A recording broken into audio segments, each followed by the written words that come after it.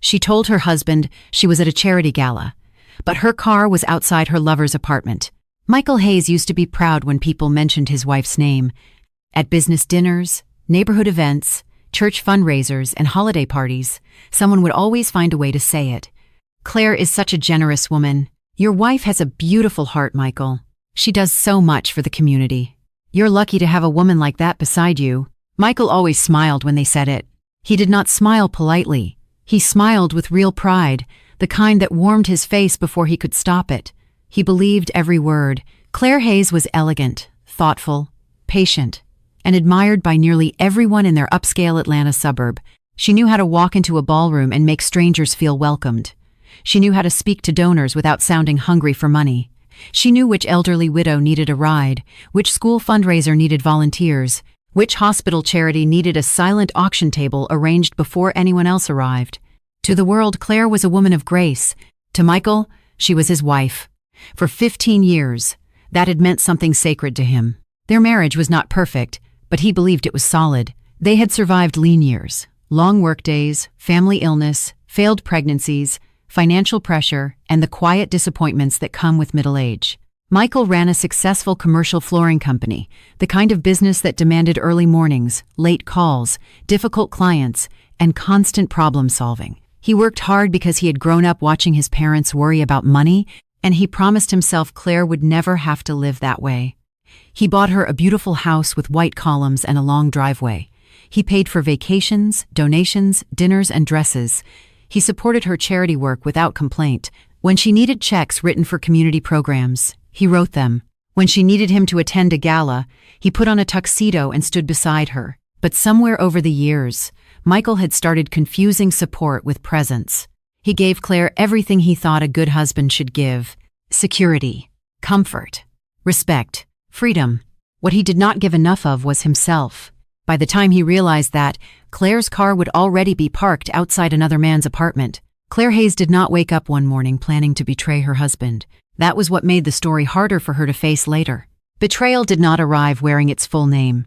It arrived disguised as loneliness, then friendship, then understanding, then secrecy. For years, Claire had been admired for her charity work.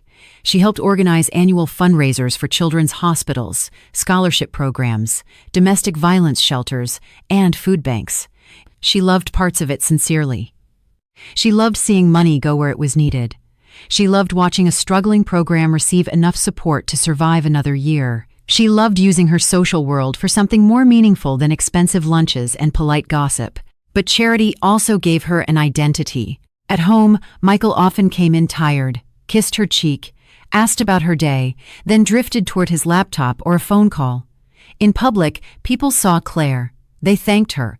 They praised her. They asked her opinion. At home, she sometimes felt like furniture in a beautiful room. One evening, 3 months before the gala, Claire stood in the kitchen while Michael answered emails at the island. "I talked to the hospital board today," she said. "They want me to chair the spring event next year." Michael nodded without looking up. "That's great." Claire waited. He typed, "Michael." He glanced up. "What? What did I just say?" He blinked. Her heart sank. "The hospital thing?" She smiled softly, but it was not a happy smile. "Yes, the hospital thing." He put the laptop lid down halfway. "I'm sorry. Big client issue." "There is always a big client issue." "I know. Do you?" He sighed and rubbed his forehead. "Claire, I'm trying to keep everything moving. I'm not asking you to stop working." "Then what are you asking?" She looked at him for a long moment. "To look at me before I have to ask." The words landed between them. Michael's face softened. "Come here." He reached for her hand. She let him take it, but something inside her had already stepped back. "I'm sorry," he said. "I know. I'll do better." "You always mean that when you say it." He frowned, hurt. "What does that mean?" Claire pulled her hand away gently. "It means meaning it has never been the problem." She went upstairs before the conversation could become another apology that changed nothing. Ryan Cole entered her life through a charity planning committee. He was a consultant hired to help modernize donor outreach for the Children's Hope Foundation, one of Claire's favorite organizations. He was in his late 30s, attractive, confident, and calm in rooms full of rich people, pretending not to care who had more money. Ryan noticed things. That was his talent. He noticed when donors wanted public praise, when board members wanted control, when volunteers wanted to feel important, and when Claire smiled too brightly because she was exhausted. At their first meeting, he sat across from her with a notebook open and said, "You do a lot of emotional labor in these rooms." Claire looked up. "Excuse me? You manage donors, volunteers, egos, feelings, timing, table placements, speeches. Everyone thinks you're just graceful. They don't see the work." She laughed lightly. "That's very observant for a first meeting. It's my job." "To observe me?" "To observe what makes an event succeed." "And what makes it succeed?" Ryan held Hargaze, usually someone like you. It was a compliment, but not loud enough to be dismissed as flattery. That made it more dangerous. Claire changed the subject, but she remembered it. Over the next few weeks, Ryan became part of her routine. They exchanged emails about guest lists and donation tiers. They met with hotel staff. They planned auction displays. He listened when she talked, not with the distracted kindness Michael often brought home, but with full attention. One afternoon, after a difficult meeting with a demanding donor, Claire stood alone in the hotel hallway, breathing slowly. Ryan found her there. "You handled that well," he said. "I wanted to throw a centerpiece at him. I would have supported that." She laughed despite herself. Ryan stepped beside her. "You always make it look easy. It isn't." "I know." That simple sentence weakened her. Michael often said, "I'm sorry." Ryan said, "I know." And for a lonely woman, being understood can feel like being rescued. Their messages began professionally, then personally. Ryan texted after late meetings. "You made that donor feel like a hero. Impressive work. Hope you got home okay. You look tired today. Don't let them drain you." Claire answered cautiously at first, then warmly, then secretly. She told herself there was nothing wrong with enjoying attention. She told herself Michael had female clients and assistants, and she never questioned every interaction. She told herself Ryan was simply someone who understood the charity world. But one night, after Michael canceled dinner, because a warehouse installation had gone wrong, Ryan texted, "You deserve to be chosen before everyone else's emergencies." Claire stared at the message in the dark bedroom. Michael was still at work. The house was quiet. She typed, "That sounds nice." Ryan replied, "It should sound normal." She cried then. Not loudly, not dramatically, just silently, with the phone glowing in her hand. That was the first night she deleted a message. The first deletion is the first confession. After that, secrecy became easier. She and Ryan began meeting after planning sessions. Coffee became wine. Wine became long conversations in his apartment because it was quieter than the hotel bar. He lived in a modern building across town, not luxurious but stylish, with dark floors, city views, and no memories of Michael. That became part of the appeal. In Ryan's apartment, Claire was not Mrs. Hayes. She was not the charity chair. She was not the woman everyone admired for grace. She was simply wanted. The first time Ryan kissed her, she whispered, "This is wrong," he said. "I know." But he did not step away. Neither did she. The night of the charity gala arrived, wrapped in rain and gold light. The event was one of the biggest of the year, held at the St. Regis Ballroom in downtown Atlanta. Claire had helped plan it for months. Her name was on committee emails, seating charts, donor packets, and printed programs. Michael knew how important the gala was. At least he thought he did. That evening, Claire stood before the bedroom mirror wearing a deep emerald dress, diamond earrings, and her hair pinned loosely at the back of her neck. She looked beautiful, elegant, exactly like the woman everyone expected to see in a ballroom. Michael entered wearing dress pants and a white shirt, sleeves rolled at the wrists. He stopped in the doorway. "Wow," he said softly. Claire met his eyes in the mirror. "You like it?" "I love it."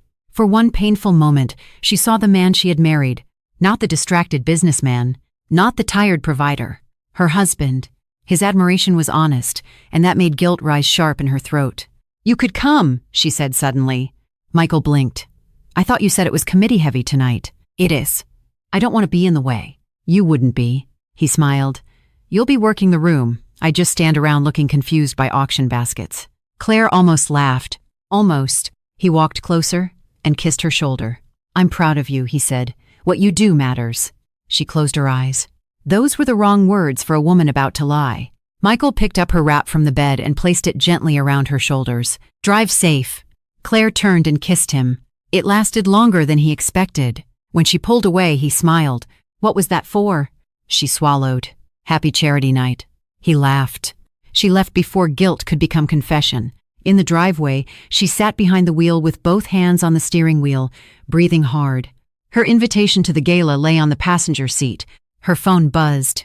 Ryan, park behind the building. No one from the gala will see you. Claire looked at the message. Then at the invitation. For one moment, the two futures sat beside each other. Ballroom. Apartment. Truth. Lie. She started the car and drove away from the gala. Michael stayed home for the first hour, thinking about his wife with pride. He imagined Claire in the ballroom, greeting donors, laughing politely, making everyone feel important. He ordered takeout, poured a glass of iced tea, and tried to watch a basketball game. But the house felt too quiet. He texted her at opt. Dois Prezecha PM. Hope the gala is going well. You looked beautiful tonight. No answer. That was normal. She was busy. At 8:47, she replied, busy night. Lots of donors. I'll be late. Michael smiled faintly. Don't work too hard. Proud of you. The message showed delivered. No reply. At 9:30, Michael received a call from Thomas Ridley, a client and acquaintance who attended many charity events. Michael, Thomas said cheerfully, I was just thinking of you. Michael muted the television.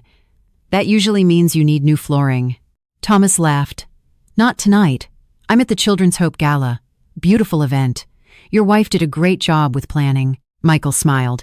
She's there somewhere, probably running the whole thing. There was a pause. A small one. But Michael heard it. Actually, Thomas said, that's why I called. I thought I'd say hello to her, but we haven't seen Claire tonight. I figured maybe she was sick. Michael sat up slowly. What do you mean you haven't seen her? Maybe she's behind the scenes? She told me she was working the donor room. I can check, but I don't think she checked in. Her name tag is still at registration. The room around Michael seemed to go still. You sure? Pretty sure. Sorry, I didn't mean to worry you. No, Michael said. It's fine. I'll call her. He ended the call and immediately dialed Claire. No answer.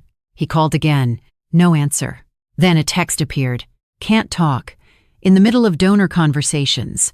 Everything okay? Michael stared at the screen. For the first time in 15 years, he did not believe his wife. His hands felt cold.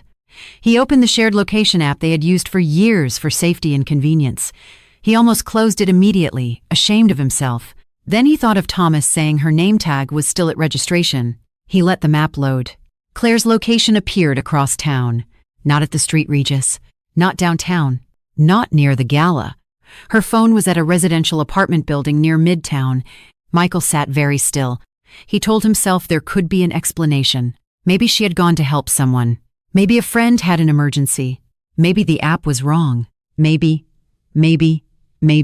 Hope is sometimes the last lie a person tells himself before truth arrives. Michael grabbed his keys. Rain began falling as he drove. Atlanta's streets shone black under headlights. Traffic lights blurred red and green across the windshield. Michael followed the location dot in silence, every mile pulling him farther from the husband who had kissed Claire's shoulder and told her he was proud. He called her once more. No answer. He reached the apartment building at 10:06 p.m. It was modern, 6 stories, with private balconies, gated parking, and a small covered entrance. He pulled into the visitor lot and slowed. He saw her car immediately. A white Lexus parked near the back entrance beneath a flickering security light. For a few seconds, Michael refused to accept it. He drove closer. The license plate was hers. The small scratch near the rear bumper was hers. The charity parking pass hanging from the mirror was hers. The emerald wrap he had placed around her shoulders lay folded on the passenger seat. Michael parked 2 spaces away and turned off the engine. Rain ticked against the roof. Claire's car sat there silently, telling the truth she had not. He looked at the apartment building. His chest tightened so hard he had to force himself to breathe. She had said she was at a charity gala. He had been proud. She had said lots of donors. He had believed her. She had said she would be late. And here was her car, outside another man's apartment. Michael got out into the rain. He did not know what he planned to do. Confront her. Leave. Wait. Scream. Cry. Instead, he stood near her car and looked through the window like a man identifying a body. On the passenger seat, beside the wrap, was the unused gala invitation. That broke something in him. She had carried the invitation with her while choosing not to go. The lie had been planned, before she left the driveway. At 10:23, the apartment door opened. Ryan came out first, holding an umbrella. Claire followed him. She was still wearing the emerald dress, but her hair was loose now, falling around her shoulders. Her lipstick had faded. She looked younger somehow, less polished. And that hurt Michael too, because he knew she had not looked that way for him in a long time. Ryan said something that made her look down. Then he touched her arm. Michael stepped from the shadow of her car. Claire saw him and froze. The rain fell between them. Ryan's hand dropped. For several seconds, no one spoke. Michael looked at Claire's dress, then at Ryan, then at the charity pass in her car. His voice came out quiet. "I thought you were standing in a ballroom raising money for people in need. Instead, your car was parked outside the apartment where you were destroying us." Claire's face crumpled. "Michael," Ryan straightened. "This isn't what it looks like." Michael turned his eyes to him. "Do men actually practice saying that?" Ryan's face tightened. Claire stepped forward. "Please, let me explain." Michael looked at her. The woman who had kissed him before leaving. The woman he had been proud of. The woman who had dressed betrayal in emerald silk and charity language. "Were you at the gala at all?" he asked. She began crying. "Answer me." "No." "May." The word was small. Michael nodded, as if confirming something his heart already knew. "How long?" Claire covered her mouth. "How long, Claire?" 2 months. Ryan looked away. Michael laughed once, without humor. 2 months. Claire sobbed. "I was lonely." The rain hit the pavement around them. Michael closed his eyes. There it was. The word that explained pain but could not excuse betrayal. "I know," he said. Claire looked up, startled. "I know I've been distant," he continued. "I know I worked too much. I know I listened halfway. I know I made you feel alone in our own house." Her tears came harder. "But I did not make you lie about charity." She flinched. "I did not make you take the invitation with you and drive here instead." "I know. I did not make you let me say I was proud of you while you were using goodness as an alibi." Claire bowed her head. Michael's voice broke. "You dressed betrayal in the language of goodness." Ryan stepped forward. She needed someone who paid attention. Michael turned toward him slowly. "If you truly cared about her, you would have told her to face her marriage honestly." Ryan said nothing. "Instead," Michael continued, "you helped her hide behind a fake gala." Ryan's jaw clenched. "You don't know what she's been feeling." Michael nodded. "You're right. I didn't. And that is my failure." He looked at Claire. "But you knew what you were doing tonight." Claire whispered, "Yes." That was the first honest thing she had said all evening. Michael stepped back. "I'm going home." Claire moved toward him. "I'll come with you." "No." "No, Michael, please." "No," he said again, quieter. "You chose where to be tonight." He got into his car. Claire stood in the rain as he drove away. Ryan said her name behind her. She did not turn around. For the first time, his voice did not sound like rescue. It sounded like the echo of the worst choice she had ever made. Michael returned to the house alone. The living room lamp was still on. The takeout container sat untouched on the coffee table. The television was frozen on a game he had stopped watching hours earlier. Everything looked normal. That felt impossible. He walked into the kitchen and saw the program from last year's charity gala framed on the wall. Claire had been honored that night for her leadership. Michael had insisted they frame it. He took it down. Not in rage. Slowly. Carefully. Then he sat at the kitchen table with it in front of him. Claire came home after midnight. She entered quietly, as if volume could change what had happened. Michael did not look up immediately. She stood near the doorway, in the same emerald dress. "I ended it with Ryan," she said. Michael's face barely moved. "Did you?" "Yes." "Tonight?" "Yes." "How efficient." She flinched. "I deserve that." "No," he said. "You deserve honesty. So do I." She sat across from him, crying. It started emotionally. He laughed softly. "It always starts emotionally." I felt invisible. "I know." He listened. I'm sure he did. "Michael." He looked at her then. "Do not make him sound noble in my kitchen." She closed her mouth. He pointed to the framed program on the table. "I was proud of this." Tears filled her eyes. "I know." "I was proud of you. I know. I told people you had the biggest heart of anyone I knew." Claire covered her face. Michael's voice shook. "And tonight, when someone called to say you weren't at the gala, I defended you in my mind before I ever questioned you. Do you understand that? Even driving there, I was making excuses for you." She sobbed. "I'm sorry." He stared at the table. "I think what hurts most is not that you lied. She looked up. It's what you used as the lie. Charity, she whispered. He nodded. You used people's trust in your goodness. You used my respect for you. You used something meaningful as cover for something destructive. Claire said nothing. There was no defense. Michael stood. I'm going to stay at David's. His brother. Claire stood too. Please don't leave. I can't sleep beside you tonight. We need to talk. We will. Not tonight. At the door, he paused. You know what I keep seeing? She shook her head. Your car. Claire cried silently. Not you. Not even him. Your car sitting there with the charity pass in the window. He opened the door. That image is louder than anything you can say right now. Then he left. The truth spread in pieces. First, the charity committee noticed Claire had missed the gala without explanation. Then, Michael began attending business dinners alone. Claire withdrew from planning meetings. Ryan stopped consulting for the Children's Hope Foundation after Michael quietly informed the board that there had been a personal conflict of interest. People whispered. They always do. Some were cruel. Some were confused. Some said Claire had seemed unhappy for months. Some said Michael worked too much. Some blamed Ryan. Some blamed Claire. Some enjoyed the scandal more than they cared about the pain. Claire discovered that reputation is fragile when it has been used as a costume. The very people who had praised her grace now studied her absence like evidence. But public shame was not the worst part. The worst part was sitting alone in her house and finding Michael's text still on her phone. Hope the gala is going well. You looked beautiful tonight. She read it again and again. He had not been suspicious. He had not been cold. He had not been cruel. He had been proud. And she had used his pride as shelter for betrayal. Claire ended all contact with Ryan the next morning. He called 7 times. She did not answer. Then he texted. He neglected you. Don't let him make this all your fault. Claire stared at the message. A month earlier, it would have comforted her. Now it disgusted her. She replied, My loneliness was real.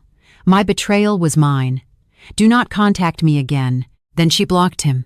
The silence afterward felt terrifying. Ryan had been a secret door out of her emptiness. Now the door was closed, and she had to stand inside the truth. Michael agreed to counseling after 3 weeks, not because he was ready to forgive, because he needed to understand how his marriage had become a place where Claire could lie so completely and he could believe so easily. They sat in a quiet office with gray walls and a box of tissues between them. The counselor asked Claire to begin. Claire took a shaking breath. I used charity as an alibi, she said. Michael looked down. I told myself I was lonely and that Ryan understood me, but I made choices. I lied about the gala. I let Michael compliment my dress. I let him say he was proud of me. Then I drove to Ryan's apartment. Her voice broke. I didn't just betray my husband. I betrayed the person I pretended to be. Michael closed his eyes. The counselor turned to him. What do you feel hearing that? Michael was silent for a long time. Relief, he said finally. Claire looked at him, surprised. Why relief? Because she isn't making it my fault. Claire began crying. Michael continued, I know I failed her. I know I was emotionally absent. I know I treated her charity work like something admirable but separate from me. I didn't enter her life deeply enough. He looked at Claire. But I didn't put her car at that apartment, she whispered. No, I didn't make her lie. No, I didn't make her use something good to hide something cruel. Claire nodded, crying. No, that was the beginning of honest pain. Not healing yet, but truth. They separated. Michael moved into a small rental townhouse near his office. Claire stayed in the house, though every room felt full of his absence. They went to counseling twice a month. Sometimes the sessions were calm. Sometimes they were devastating. Michael struggled with images. Claire in the emerald dress, the unused gala invitation, Ryan touching her arm, her car under the apartment light. He hated that last image most. Cars are ordinary things. They sit in driveways, parking lots, grocery stores, church lots, school pickups. But Claire's car had become a witness. It had been where it should not have been. Like her. One evening, 2 months after the discovery, Michael passed the St. Regis Hotel downtown. Another event was happening. Guests in formal wear stepped from cars beneath the awning. He pulled over across the street. For a long moment, he watched the ballroom windows glow. That was where Claire should have been that night. Not because charity made her pure, not because galas mattered more than marriage, but because she had said she would be there. Trust, Michael realized, often dies from geography. Someone says they are in one place. Then you find proof they chose another. Claire tried to rebuild herself without rushing Michael to repair what she had broken. This was harder than begging. Begging would have given her something to do. It would have made his forgiveness the goal and her guilt the fuel. Instead, her therapist forced her to ask different questions. Who was she without public admiration?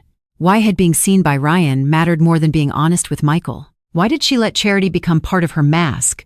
One afternoon, Claire sat in therapy and said, "I think I liked being thought of as good." Her therapist nodded. "That's human. I liked it too much." What did goodness protect you from? Claire thought for a long time. Being known. The answer surprised her. She cried after saying it, because it was true. Being admired as generous had been easier than being honest, as lonely. Being graceful in public had been easier than saying, "My marriage hurts." Being needed by organizations had been easier than admitting she needed her husband and feared he no longer knew how to need her back. Ryan had not loved her better. He had simply met her in the hidden place and called it intimacy. That realization became part of her repentance. She wrote Michael a letter. "Michael, I used to think the worst part was that I lied about where I was. Now I understand the worst part was that I let you trust who I pretended to be. You believed I was at a charity gala because I had built a life where that lie sounded natural. You believed in my goodness, and I used that belief against you. Your absence hurt me. But my betrayal was my choice. I am sorry for every mile between the ballroom and Ryan's apartment. Claire." Michael read the letter alone in his townhouse. The line about every mile stayed with him. For the first time, he cried without trying to stop himself. 6 months later, they met for dinner at a small restaurant far from their old social circle. Claire arrived first. No emerald dress, no diamonds, no charity smile. She wore a simple navy blouse and looked nervous in a way Michael recognized from their early dating years. He sat across from her. For a few minutes, they talked about ordinary things. Her mother's health, his business, the sale of a company truck. Then, silence came. Claire folded her hands. "Are you happier away from the house?" she asked. Michael thought about it. "Not happier." "No?" "Less haunted." She nodded. "I understand. I believe you do now." Her eyes filled. That small recognition meant more than she expected. She whispered, "Do you think there's any way back?" Michael looked out the window at passing headlights. "I've asked myself that every day. And?" He turned back to her. "I think I can forgive you one day." Claire closed her eyes briefly. "But I don't think I can stay married." She opened them. Tears already falling. He continued, voice gentle but firm. "I don't want to become a man who checks locations and guest lists. I don't want every gala, every errand, every delayed reply to turn me into someone suspicious." She nodded, crying silently. "You shouldn't have to." "No. I'm sorry I made you feel that way. I know. I wish I had told you I was hurting before I became someone who hurt you." Michael's face tightened. "So do I." They sat together in the quiet grief of people who still cared but could not return. Love had not vanished, but trust had become a road washed out between them. The divorce was quiet. There was no courtroom war, no public statement beyond mutual separation, no revenge. Michael did not expose every detail, though part of him wanted the world to understand why his heart had changed. Claire did not hide behind vague phrases when speaking privately to people who mattered. "I had an affair," she told her sister. "I lied. Michael did not deserve it." That clarity cost her pride. It also saved her from becoming a liar twice.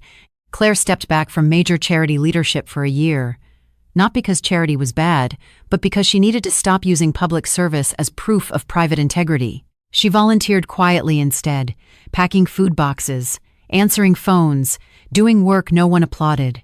At first, she missed being praised. Then she learned the relief of doing good without needing it to define her. Michael eventually returned to some community events, but never the same way. He no longer admired appearances without curiosity. When someone praised a perfect marriage, he smiled politely but knew better. Perfection was often lighting. Truth lived elsewhere. A year after the divorce, Claire received an invitation to the Children's Hope Gala. Her name was no longer on the committee list. She was simply invited as a donor. She almost threw the invitation away. Instead, she went. Alone. The gala was again held at the Street Regis Ballroom. The same chandeliers, the same kind of flowers, the same champagne glasses, the same soft music filling expensive air.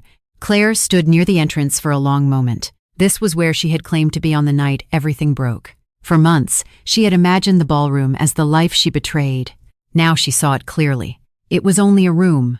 A beautiful room. But only a room. The lie had not been in the ballroom. It had been in her. During the donor speech, she listened quietly. When the auction began, she donated more than she planned. Afterward, she volunteered to help staff pack leftover materials. No one applauded. That felt right. As she left, rain began falling over Atlanta. For a moment, she thought of Ryan's apartment, the parking lot, Michael standing beside her car, his voice in the rain. You dressed betrayal in the language of goodness. She closed her eyes, then she walked to her car. This time, it was parked exactly where it was supposed to be. Michael saw Claire once more that year, by accident, at a coffee shop near downtown. She was sitting alone reading. He almost walked out. Then she looked up. Their eyes met. There was sadness, but no panic. "Michael," she said softly. "Claire." He ordered coffee, then paused beside her table. "You look well," he said. "I'm trying to be." He nodded. "I heard you went back to the gala." She looked surprised. "Yes. How was it?"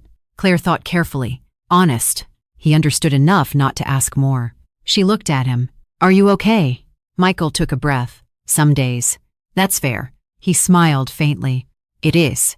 For a moment, the old tenderness appeared between them, not as a possibility, but as memory. Claire said, "Thank you for not making the worst thing I did the only thing people knew about me." Michael looked down at his coffee. "I thought about it. I know. I'm glad I didn't." "Me too." He started to leave, then stopped. "I hope you keep being honest." Tears filled her eyes. "I hope so too." They parted without touching. That was enough. Some love stories end not because love was never real, but because truth arrived too late to save what love had failed to protect. Years later, Claire would still think about that night whenever she saw a charity invitation on thick paper or a ballroom glowing through hotel windows. But the memory changed. At first, it was shame. Then, grief. Then instruction. She learned that goodness performed in public cannot replace honesty practiced in private. She learned that loneliness is not a license. She learned that admiration can be its own disguise. She learned that a lie becomes more dangerous when it borrows noble words. One evening, while volunteering quietly at a shelter fundraiser, a younger woman confided in her. "My husband doesn't see me anymore," the woman said. "And there's someone at work who does." Claire felt the past open like a door. She placed a hand over the woman's gently. "Then tell your husband before that other person becomes your hiding place." The woman looked away. "It's not that simple." "No," Claire said.